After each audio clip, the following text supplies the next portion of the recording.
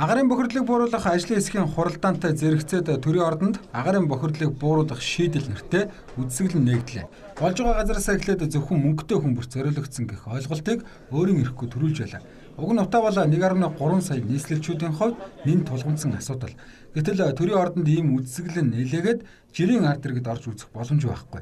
Дээрээс нь иргэд дор бүрнээ утааны эсрэг тэмцээгээд яндангийнхаа оронд халаагуур хэрэглэх гэж хичээлж гисэн үн өртгийг нь дийлэх хэрэг байна.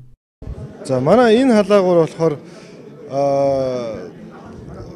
сексийн тооноос хамаарат үнийн хувьд болохоор 290-ээс 590 мянган хооронд байгаа.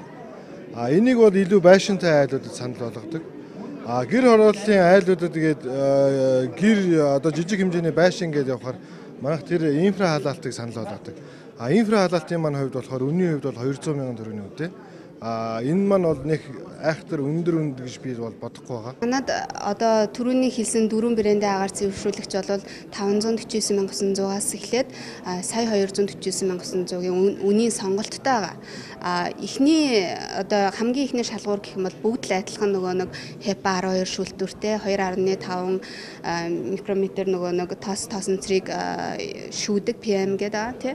Тэр мэрийг бол яг бүгд адилхан стандартыг хангаж байгаа. Тэгээ юугаар ялгаатай вэ? Нэгдүгээр брэндээр ялгаатай байна. Хоёрдугаар метр кубээр ялгаатай байна. Хэдэн метр куб агаарыг цэвэршүүлэх вэ гэдэг хамгийн бас чухал үзүүлэлт. Гэр хорооллын 180 гаруй мянган өрх бий. Энэ өрхүүдийн нүрсний хэрэглээг шууд хорчгож чадахгүй. Иймээс эхний ээлжинд цахилгааны шөнийн терапиг нь тэглээд цахилгаан халаагуураар зуухаа солих арга байгаа. Гэвч өнөөдрийн байдлаар иргэд цахилгаан халаагуурыг тэр бүр худалдан аваад байх боломжгүй.